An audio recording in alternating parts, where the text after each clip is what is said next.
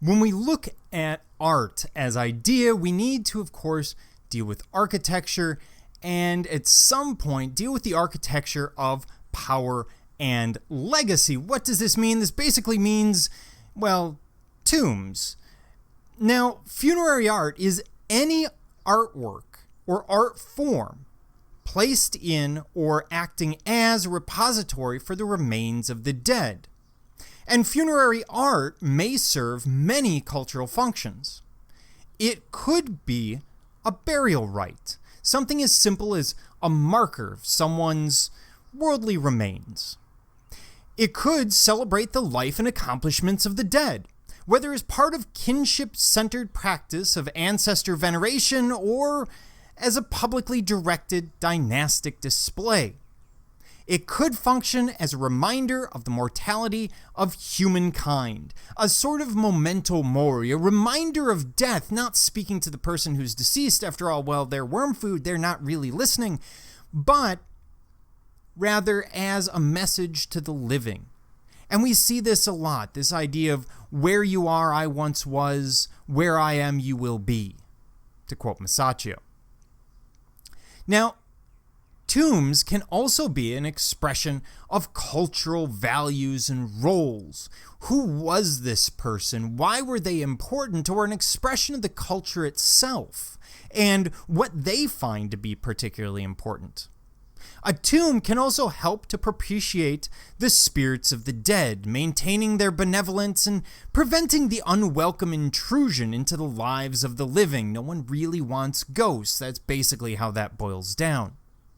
There are, of course, many ways to memorialize the deceased. And there's many ways to memorialize the deceased as there are ways to join them. And as we all know, there's a lot of those. So, what am I trying to do here?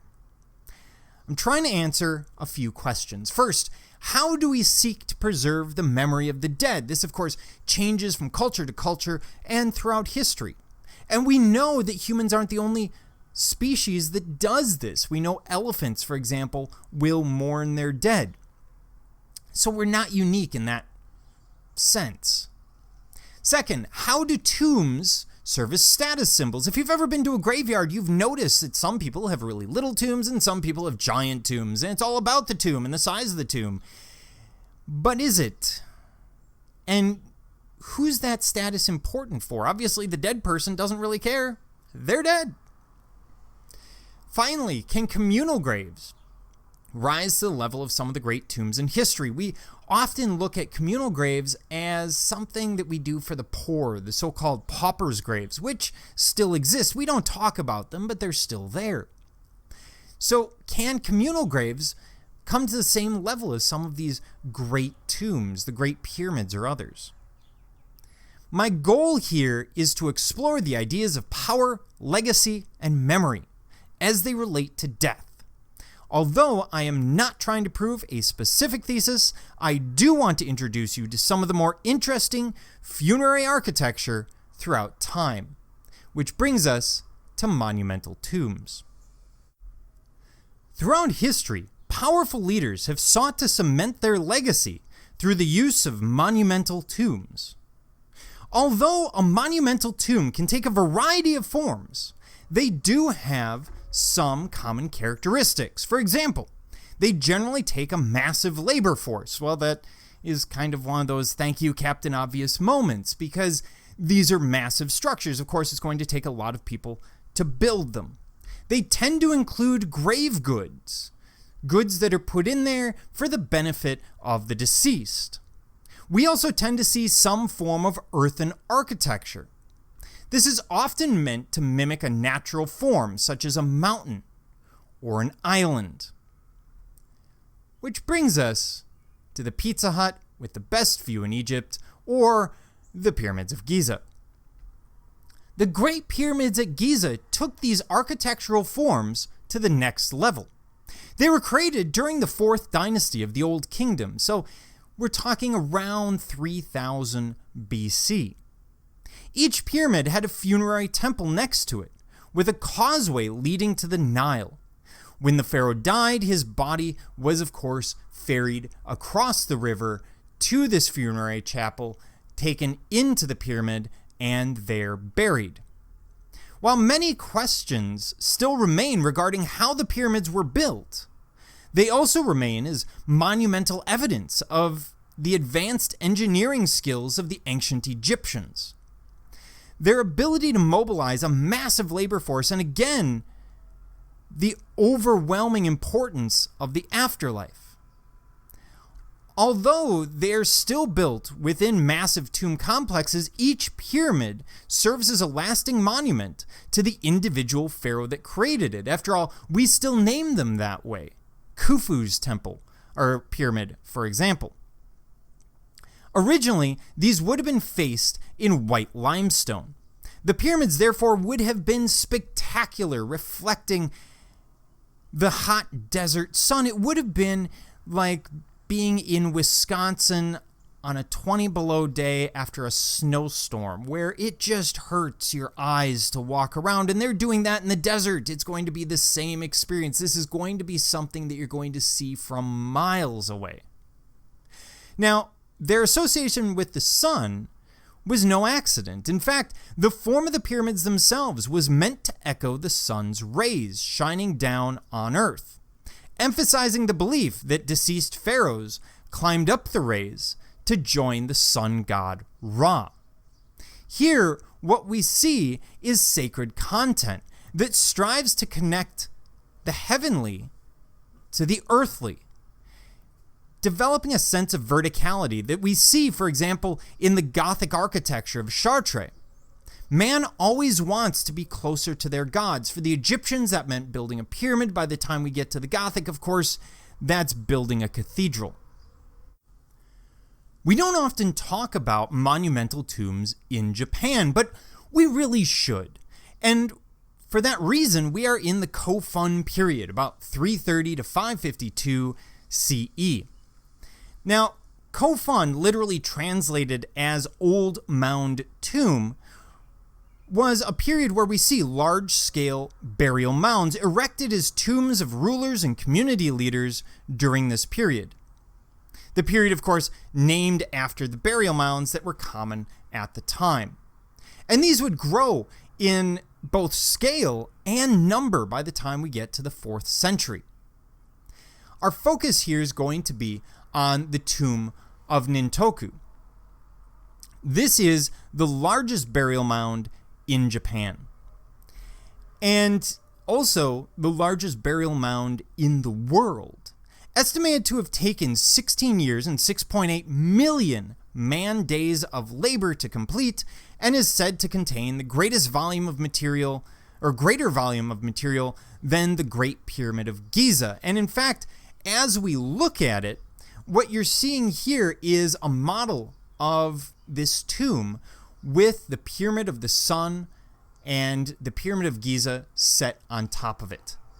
So you get a sense of the incredible scale of what they've done. And this is all being done by humans using baskets. There are no power tools or anything else. These are humans with shovels and baskets moving soil.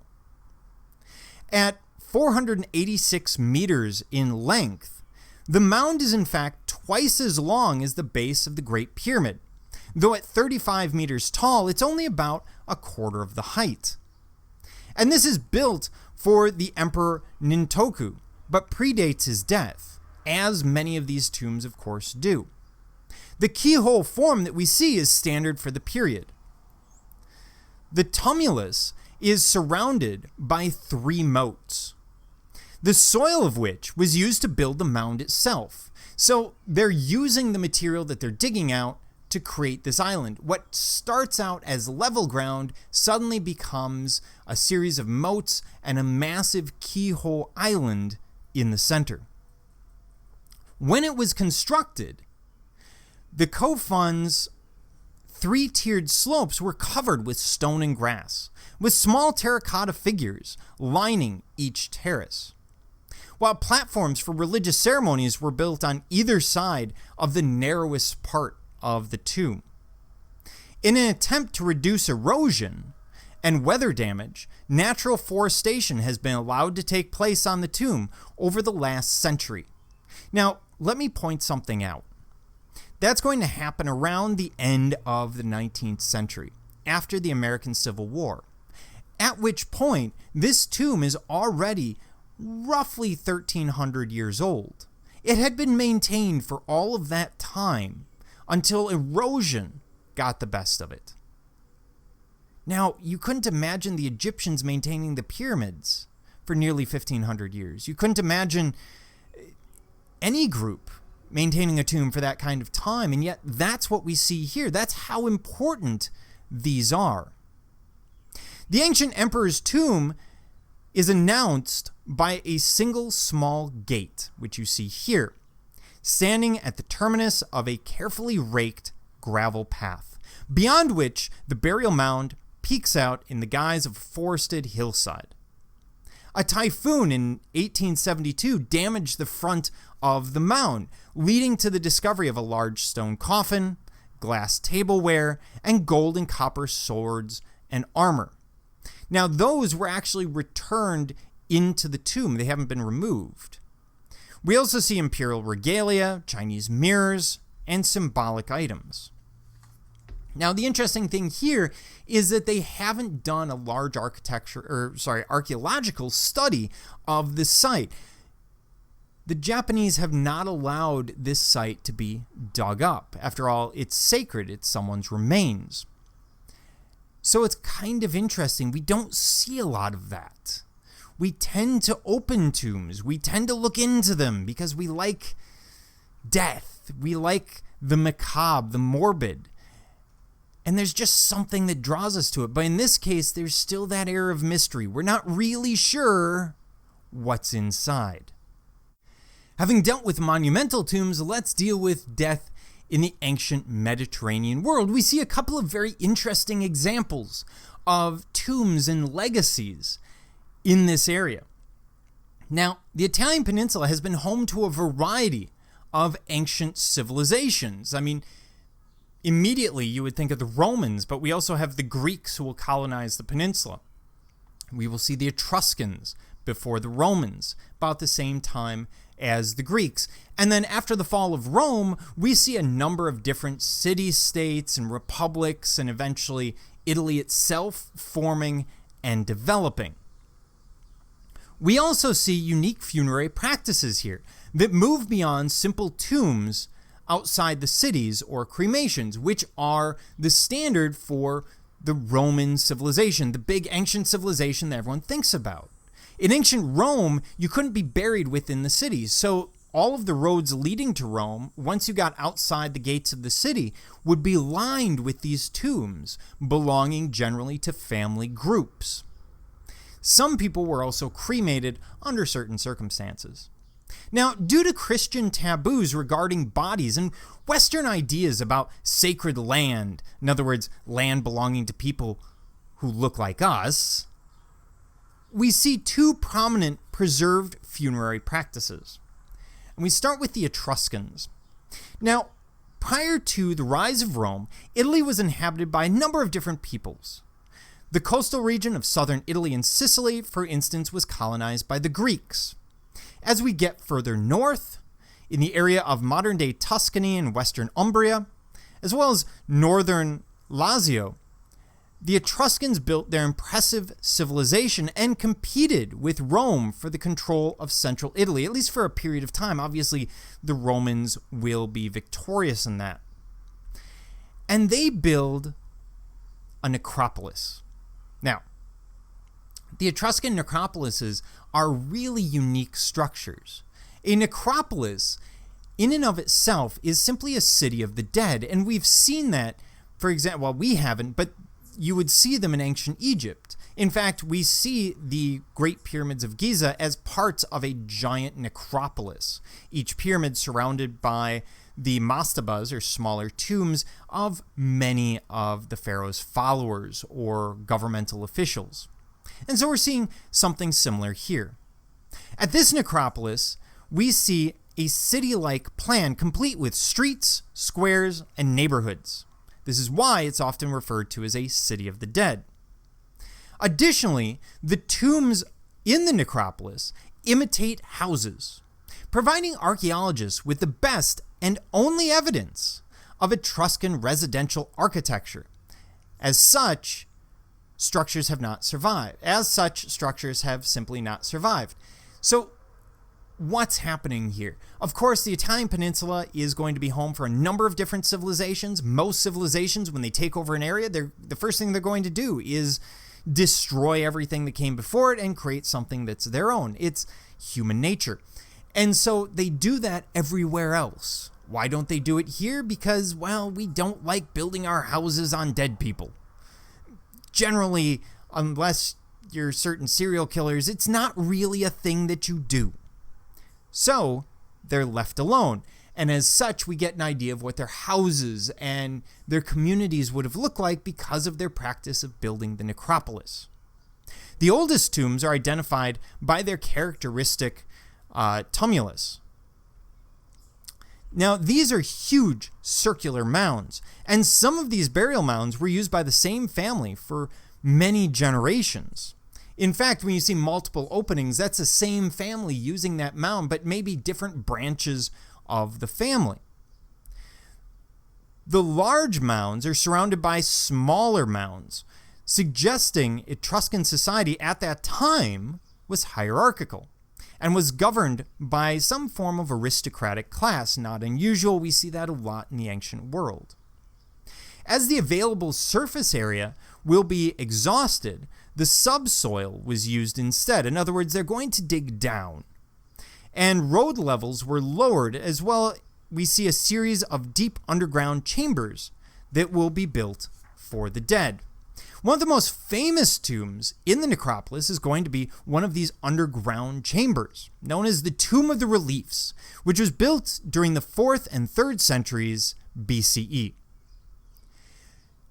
So, the Tomb of the Reliefs is very famous for the art that we see, but here we see the entrance, that idea of digging down. And the reason they can do that is the local stone in the area is tufa. It's this soft volcanic stone that's fairly easy to carve and consequently easy to carve out chambers underground. You're basically creating nothing more than an artificial cave. Now, the Tomb of the Reliefs is famous because of these stucco reliefs depicting household utensils, as well as pets, perhaps items that would be required by the deceased family in the afterlife. And we've seen this idea before, you've heard this idea before, the idea of grave goods. Furthermore, denizens of the underworld, such as Sybaris and a demon, are also represented in the reliefs, giving us an idea of exactly what this is for. Thus, the reliefs might be likened to a snapshot of the Etruscan view of the afterlife.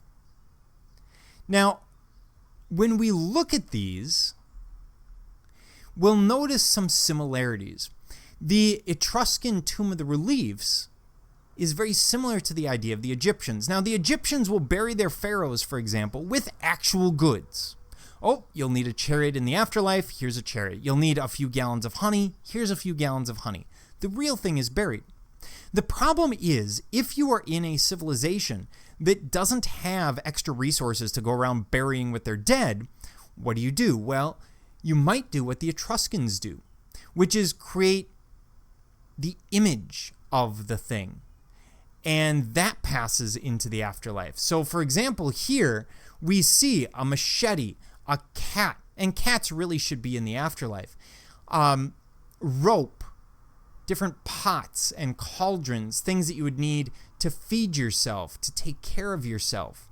It's no different than what the Egyptians are doing, but they're using symbolism and relief carving or art to do what the Egyptians do with actual items and actual objects. Now, I should also point out that the Tomb of the Reliefs is not going to be an emperor's tomb.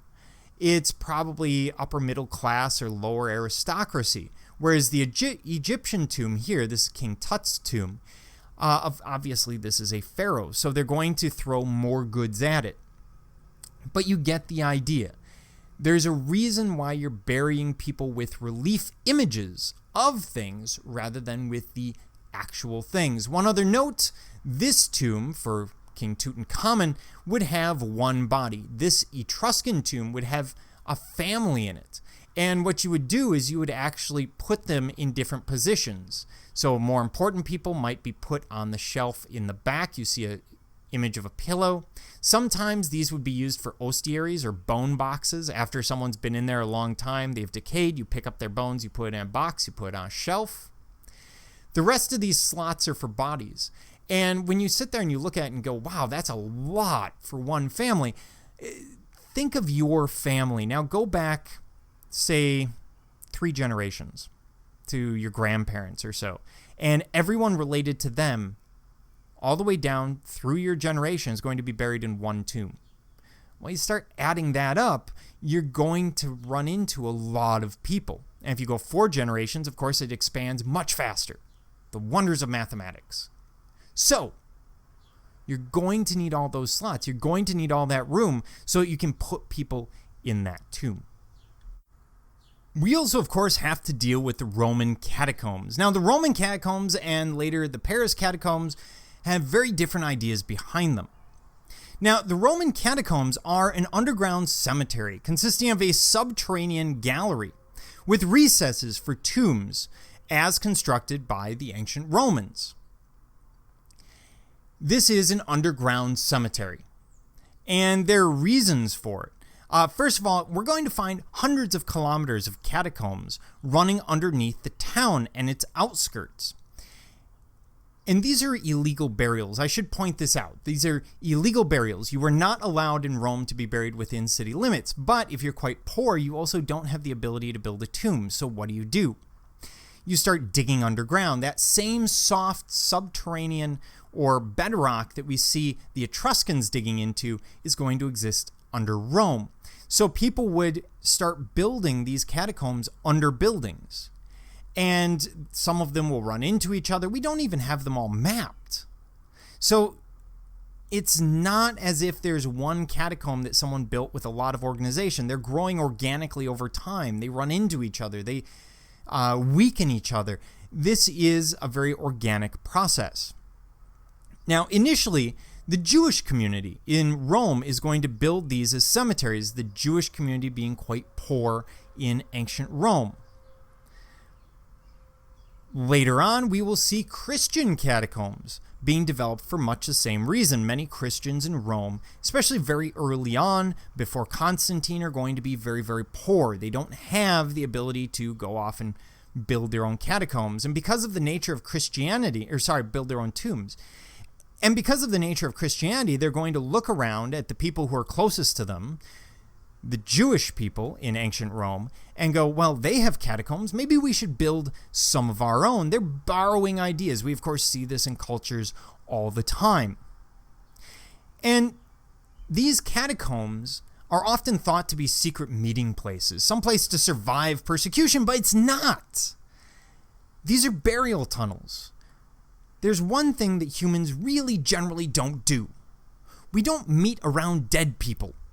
I mean, I've been to some faculty meetings where it's close, but we don't meet around the bodies of the dead. We don't hang out in graveyards. There have been times where that's happened, but it's not common. So that's not what these are being used for. Instead, these are simply burial tunnels. And where we find art and artwork, it's no different than building a tombstone for someone. And in this case, I want to look at the catacombs of Marcellinus and Peter. And someday I'll figure out how to pronounce that. Now, the catacombs were named in reference to the Christian martyrs, Marcellinus and Peter, who were buried there near the body of another saint. An estimated 20,000 skeletons have been discovered in these catacombs. And by the way, we haven't found the entirety of these catacombs yet. The catacombs cover roughly 3 hectares with 4.5 kilometers of subterranean galleries on 3 different levels. That works out to roughly 3 miles of tunnels on different levels. And these different levels connect via sometimes very difficult passageways. Within the catacomb is a variety of frescoes representative of pagan and Christian traditions and a few small artifacts. Now, these frescoes are interesting, specifically because these are some of the earliest images that we see outside of the Levant or the Eastern Mediterranean, or today's Israel, of people like, well, in this case, on the right, Jesus. And you'll notice that this Jesus doesn't look anything like the Jesus that we see today. These are, of course, evolutions that take place. And this makes it particularly interesting as we look at these and we see what they found particularly important in the 3rd and 4th centuries in the Christian world compared to what we find important today. The stories that they're looking at, like the story of Jonah, is not necessarily a highlight of today's Christianity. But things change, things evolve, and tombs are great ways to discover that. Now, not all areas are going to be frescoed. There are pragmatic areas as well, where we simply pile in bodies as quickly as possible. Because, of course, especially times of persecution or times of disease, you're going to have a lot of people being buried very, very quickly. And not everyone has the resources to do more than simply use a niche in the wall. We've seen monumental tombs of leaders, emperors, pharaohs. We haven't seen kings, but kings as well, the Etruscans, for example. And that's really common, especially in the ancient world. Maybe through the medieval, maybe right up until the Enlightenment. But at some point, a lot of humanity has moved and shifted into more secular forms, moved away from burials of emperors and kings to burials of political figures. And of course, we're going to extend similar honors and architecture to many of these modern leaders, maybe not in the monumental form of the ancient past, but we're going to see similarities. And let's start with Lenin's tomb. Now, the leader of the revolution and the first head of the Soviet Union dies in 1924. But Lenin is not buried in a cemetery. Rather, the Soviet government came up with a most unusual idea. His body is going to be embalmed, and a granite mausoleum is constructed for him on Red Square. Now, looking at the tomb itself, it actually echoes the architecture of the ancient pyramids. And it's kind of interesting, because even though we see this idea of a secular civilization in the Soviet Union, there is some belief in afterlife. Now, combine that with their knowledge of embalming techniques, and that would lead, of course, the Egyptians to construct pyramids to immortalize their rulers. The Soviet government, while atheist, believed in the afterlife of Lenin's ideas. So it's not about the afterlife of the soul. It's not about the afterlife of the body. They don't expect him to rise up someday. They don't expect him to go to any kind of afterlife. Rather, this entire tomb is about his ideas and preserving his ideas, kind of a different way of looking at legacy and tombs. Now, his body is placed in a glass sarcophagus, and thousands of people come to see it every day. It's kind of interesting. Following the fall of the Soviet Union, there's been talk of burying the body, but people still come to see it even 30 years after the fall of the Soviet Empire. Lenin is not the only person buried on Red Square. Of course, there's a necropolis near Lenin's tomb where the pro-Bolshevik victims of the October Revolution were buried in mass graves in 1917. Today, Stalin is buried behind the mausoleum with other Soviet rulers such as Brezhnev, Andropov, and others. So, when we look at this, the entire idea of Lenin's tomb, and the reason Lenin is separate from these others, is that they're trying to preserve his ideas. What ideas are these? These are the basis of communism in the Soviet Union. It would be like us building a tomb for one of our founding fathers. But not that the Americans would do that, right? I mean, in the US, we would never do something like build a tomb to a political figure, right? Then again, dedicated in 1874, Lincoln's tomb is the final resting place of Abraham Lincoln. The tomb is designed by sculptor Larkin Mead and constructed of brick, sheathed with quincy granite. Now, this is not unusual. Many of these structures that we see, whether it's in DC or elsewhere, follow this Roman idea, which is let's build things with brick and cement, and then we can cover them with granite or marble or something else to make it look more impressive. But it keeps the costs down and the use of resources more reasonable. The tomb has a 117-foot tall obelisk and a semicircular entranceway. Now, the obelisk is symbolic. In this case, kind of connecting the heavens and the earth. The idea that somehow, sort of Lincoln's spirit going to the heavens or Lincoln drawing things together. We see this symbolism quite a bit. In the ancient world, it was often meant to symbolize that this person associated with the obelisk, the pharaoh or whomever else, is getting their words, their law from God. We even see it in the non-Western world, in India and elsewhere, not necessarily an obelisk, but a column in that case. And so it's interesting that we see that symbolism of the obelisk, that connection between heaven and earth. The interior rooms of the tomb are finished in a highly polished marble, trimmed with bronze. Again, not unusual. Use the most impressive materials that you have because, well, they're kind of sort of trying to deify the ideas of Lincoln at the time. It's not that surprising. The south entrance actually opens into a rotunda where two corridors lead into the burial chamber. The rotunda and corridors contain reduced-scale reproductions of important Lincoln statues, as well as plaques with excerpts from Lincoln's Springfield Farewell Address, the Gettysburg Address, and his second inaugural address. A massive granite cenotaph marking the gravesite is flanked by the presidential flag and flags of the states in which the Lincoln family resided. Now, remember I talked about Lenin was all about preserving his ideas, not his body for the afterlife. That's very much what we're seeing here with Lincoln. It's not so much that, hey, we're preserving his body, we're keeping it safe, although we'll get to that in a second. It's very much about preserving who he is, his legacy, his ideas. Hamilton would be proud.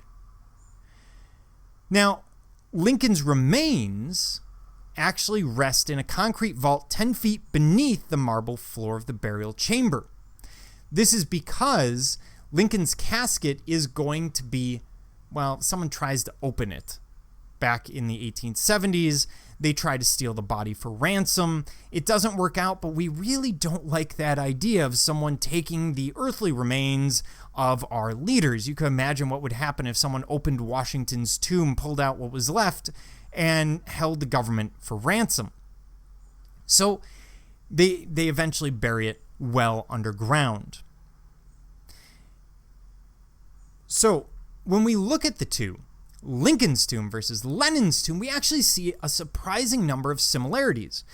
The most obvious of which is the use of Egyptian architecture or Egyptian architecture of the afterlife.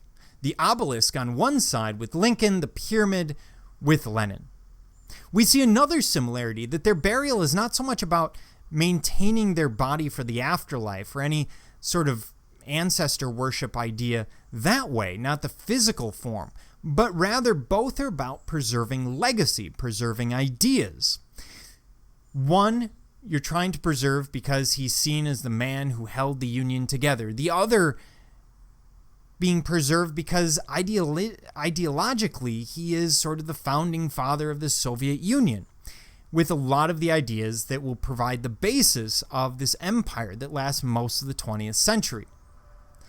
So we see those, but then we have certain differences between them. We see more discussion of God, for example, in the Lincoln tomb than we do in Lenin's, which makes a lot of sense, given that we have an atheistic government in the Soviet Union versus not really a religious government, but a government that accepts the existence of religion in the United States.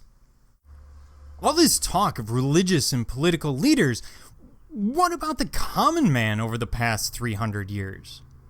Now, of course, some find eternal rest in graves, some in urns, and for some, well, there are more unique ways to be interred. Let's look at the Paris Catacombs. Now, there had been limestone quarries under Paris since the Romans. These open quarry pits eventually gave way to nearly 187 miles of underground tunnels, which provide the stone that built the Louvre and Notre Dame. Eventually, the quarries, of course, are going to be abandoned. But in the 18th century, they became the best solution to Paris's growing public health problem. What public health problem? Well, people keep dying, and that's messy. In the late 1700s, the mass graves at cemeteries like St. Innocent's in Paris were overcrowded with bodies. They're burying them as many as 17 bodies deep and probably more. And I should point out that those buildings you see around the sides of this etching here are called chattel houses, and those contain just the bones of people. There's no labels or anything. They aren't labeled, Grandma Sue. We're simply throwing them up in a warehouse. And when I say throwing them up in a warehouse, imagine, someone kind of comes in and they've taken the flesh off the body. There's a lot of ways that happens. And they throw it up there, and that's it. It's disposed of. This is body disposal. This is not remembering someone. Because after all, once they're in the ground, what is there to remember in many cases? So, improper, and I know I'm using that term loosely here, but improper disposal of corpses led to unsanitary conditions that contributed to the spread of disease. What do I mean by improper disposal? I mean walls of the charnel houses or the chattel houses, however you want to look at them, collapse and bodies fall out. And that's not a good thing. You really don't want that on your front yard. So, to save the living, authorities shut down the cemetery, and in April 1786 began relocating the remains buried in the cemetery to the quarries, which had been blessed and consecrated for just this purpose. The tombs, common graves, and charnel house were emptied of the bones, which were transported at night to avoid hostile reactions from the Parisian population and the church. I mean, let's just think about this for a moment. You wake up in the middle of the night, you're dumping your chamber pot on some poor unfortunate soul under your window, and you see wheelbarrows of bones going along. You're not going to be too pleased with that. So they're going to work at night. They're going to try and keep this quiet. They aren't trying to hide it as such, but they don't want people paying attention to it. You can imagine the kind of headlines that would come out of this. Especially if they start losing bones. You don't want to find out about Grandma Sue losing her head because, well, they lost it. Now, the bones were dumped, and I do mean dumped, into two quarry wells, basically the long shaft that runs down into the underground mine, and then distributed and piled into the galleries by quarry workers. These transfers will continue after the French Revolution until 1814. And the municipal ossuary in the Paris Catacombs is one of the world's largest and one of only a handful located underground. Before being opened to the public in 1809, it underwent an extensive decorative rearrangement. A what? They're going to decorate the bones, or use the bones to decorate the space, depending on how you look at it. Now, let me point out how the bones were brought down there. This is not carefully, basket by basket, bringing individuals down. These are wheelbarrows full of bones, basically being dumped down a mine shaft. What hits the ground is going to be broken or shattered. In many cases, small bits of bone that may have been 100 years old, 200 years old by the time they get moved in the first place. So, what do? Well, you take the bones that had previously been loosely piled, and you're going to carefully organize walls out of them, according to a certain arrangement. What they're going to do is they're going to use rows of tibias alternating with skulls, and the remains of the rest of the bones are put behind these walls. Now, in this case, this comes all the way up, but let me backtrack a little bit, and you can see that what they do is they build the wall and then they backfill it with all of these bones. None of it is being separated. So it's basically, here are the earthly remains. We need to do something with them, and so we're going to put them in a large hole in the ground. There were often smaller fragments as a consequence of their being dumped into the quarry. Masonry monuments were developed in the antique and Egyptian styles. And these are installed along the circuit in the shape of Doric columns, altars, steles, or tombs. The idea is that they should encourage visitors to look upon their own lives and meditate on death. Basically, they act as a memento mori. Again, that idea that someday your earthly remains will be here too. Something very difficult to comprehend for most humans until you get to an older age, and even then it's difficult to comprehend. So they're trying to use it for a set purpose. They're trying to respect the dead in the best way possible, keeping in mind that we have a lot of bodies that are in here. In fact, today you can still tour the Paris Catacombs and look upon this. They will, however, search your bag to make sure that you're not taking away any, well, let's call them souvenirs. So this is one way to go for the common man. Let's talk about another one. Very interesting idea. You can't really talk about ossuaries and interesting burials without dealing with Sedlec. Now, the history of the Sedlec ossuary is quite unusual, as you may have expected. It all started when Henry, the Cistercian abbot, was sent to the Holy Land in Palestine. He brought back a jar of earth from the Church of the Holy Sepulchre in Jerusalem, the place where Jesus was crucified at Golgotha. When he arrives back, he put that earth over the cemetery. The rumor about his act soon spread, and thus Sedlec became a desired place to be buried. The idea is that I could be buried in the soil of the Holy Land, even though it's a tiny amount that's spread over a large area.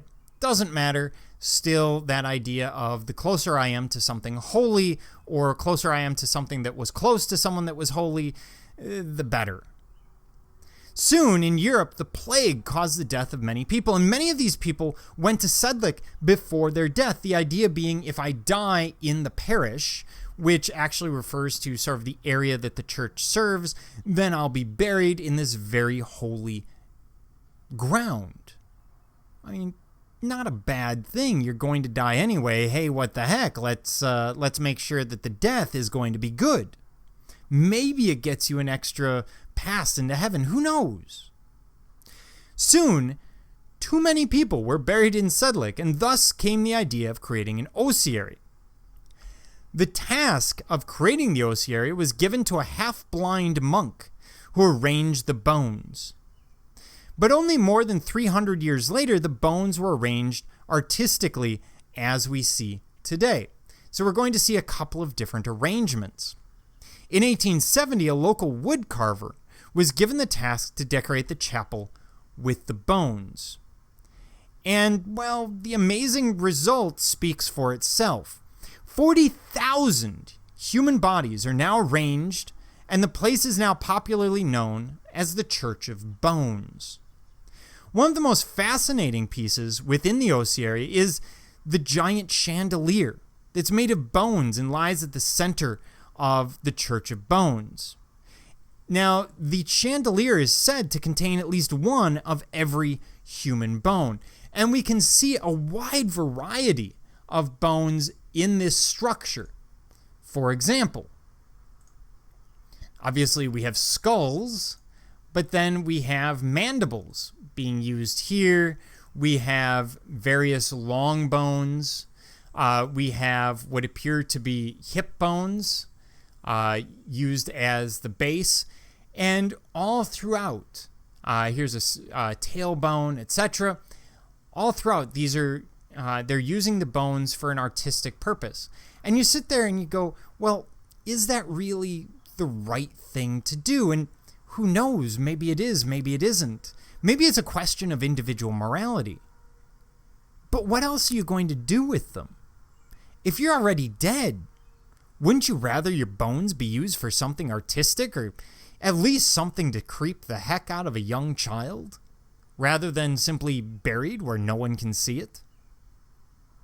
I mean, everyone has different ideas. And remember, religion plays into this. So people believe that by being interred here, it's going to help their chances into heaven. And, well, at certain times in human history, that's particularly important. Another impressive artwork is the coat of arms of the family that owns the land, which is also made, again, of human bones. So it makes for a very interesting structure. And when we look at it, yes, it's morbid, but it's also incredibly creative. It's an incredible use of something that really we dispose of. We don't keep grandma's body around. We don't go, hey, let's recycle it. Let's make Soylent Green or whatever the situation is. Instead, we tend to bury them in the ground. So how is this all that much different? These are people who are being remembered. Their remains are there. If I'm a family member and my grandmother, for example, is interred there, I know exactly where she is. I may not know where her skull is. But then again, do I really need to see her skull? In a graveyard, she's 6 feet underground. If she's cremated, she's in a box. I'm not really seeing the parts. So maybe it's about the place. Maybe that's the beauty of the Paris catacombs as well. It's more about the place than it is about the individual. It's we over me. It's this immensity that draws out really interesting questions. So let's draw these ideas together. Of course, when we look at legacy and power, when we look at the architecture of tombs, it's always about memory. And we hope that that is the thing that will outlive us, our memory. Even though we know statistically, within 10 to 15 years of your death, no one's going to remember who the heck you are, except maybe your children. So what does that mean? Why do we do this? Why do we constantly put resources into something like death? After all, it's not helping the dead person. If we wanted to help the dead person, we'd put it into things like life-saving equipment in hospitals, not, a big tomb. So, let's talk about it. How do we seek to preserve the memory of the dead? Lots of ways we do that. One of the creepiest ways, by the way, is from the Victorians, the end of the 19th century, early 20th century. You took pictures of dead people with their living relatives. And you can always tell which one is dead because usually either the eyes are closed or they're the ones that have no motion blur. These are long exposure. You can often tell which one is dead and which one is alive. But we constantly want to remember the people that die around us. It's as if part of us died. Imagine a relative or friend passing. You want to remember something about them. Why? Because we don't like that idea of loss. We don't like the idea that this person no longer exists, that this person will eventually be worm food in the words of the Dead Poets Society. We don't like that idea. We want to feel like we can preserve a part of them. That's why the living create tombs for the dead. Now, it becomes a little different if this is someone particularly powerful. So let's talk about that issue of status symbols. Tombs, of course, act as status symbols, and it's a status symbol for both the living and the dead. And what do I mean? Well, when you look at any tomb, from the pyramids of Giza to Forest Home Cemetery in Milwaukee, you will see giant tombs and smaller tombs. For the living, it's a status symbol for the family. I mean, after all, how many of your families look back and go, yeah, grandpa was a rich, great industrialist or war hero or whatever it is, grandpa, great-grandpa, great-grandma, whoever. Someone in the back, someone who's long deceased was this great person. And so the massive tomb acts as a status symbol for your family. It reminds the community of how important your family is or was. For the dead, I mean, it doesn't directly do anything for the dead, but it does give them a legacy. It gives them a memory, because this big stone monument is going to outlast them. I mean, obviously it has, they're dead, but it's going to outlast them, their family. These stone monuments will be there hundreds of years from now. I mean, assuming someone doesn't tear them down. So it reminds people of this memory. And it could be as simple as remembering a name. It could be something that reminds people of the art of the period, or maybe something very complex that gets into the legacy of the person who's been buried. It's sort of our last attempt at status while we walk the face of the earth. And can communal graves rise to the level of some of the great tombs in history? I would argue that yes, they can. Look at the Paris Catacombs. We see an incredible number of people buried there. And they aren't there, even though their bodies are intermixed, and that may seem really odd to some of you. That also creates a really powerful statement. A statement, I would argue, that is equal to some of the great tombs in history. Because it's one thing to look at a pyramid and go, yep, a rich and powerful guy died and got shoved into a triangle. It's another thing to walk amongst the bones of tens or hundreds of thousands of people. That becomes a powerful statement in and of itself. It's quantity. It's volume. It's sitting there and not being able to argue that you are somehow above all of these earthly remains. And so some of these communal graves really do rise to the level of the great tombs. They can have incredible artwork. They can cover incredible areas, like we saw not only the Paris catacombs, but the catacombs in Rome, covering miles of territory. I mean, that's immense compared to what we have with, for example, the Kofun tombs. So just because it's the common man, just because this is a burial of someone who is going to be, by its nature, anonymous, doesn't mean that it doesn't have the same power, the same status that we see from the great tombs in history.